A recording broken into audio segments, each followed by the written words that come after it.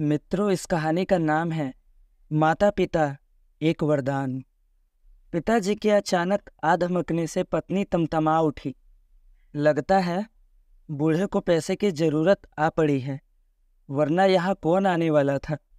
अपने पेट का गड्ढा भरता नहीं, घर वालों का कहाँ से भरोगे। मैं नजरें बचाकर दूसरी ओर देखने लगा। पिताजी नल पर हाथ मुंह धोकर सफर की थकान दूर कर रहे थे। इस बार मेरा हाथ कुछ ज्यादा ही तंग हो गया।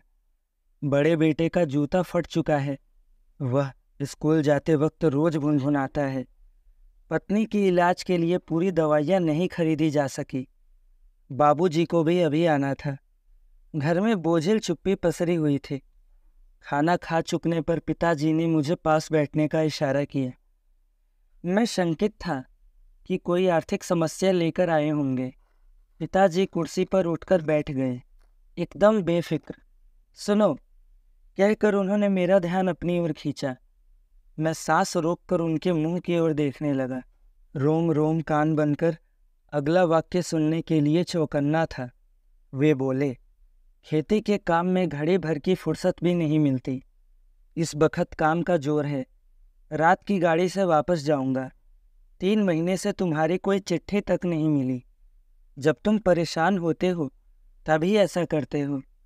उन्होंने जेब से 100 के 50 नोट निकालकर मेरी तरफ बढ़ा दिए। रख लो, तुम्हारे काम आएंगे।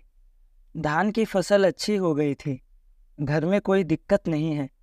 तुम बहुत कमज़ोर लग रहे हो। ढंग से खाया पिया करो। बहू का भी ध्यान रखो। मैं कुछ नहीं बोल पाया। शब्द जैसे मेरे हलक में फंस कर रह गए हो।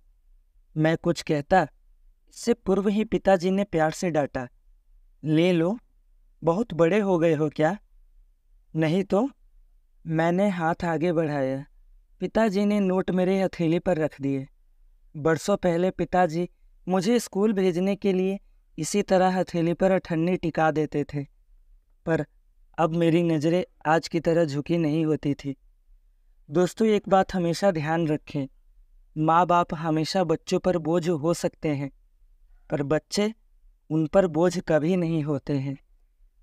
तो दोस्तों, आप अपने माता पिता का ध्यान रखिए और उनका सम्मान कीजिए। Thank you.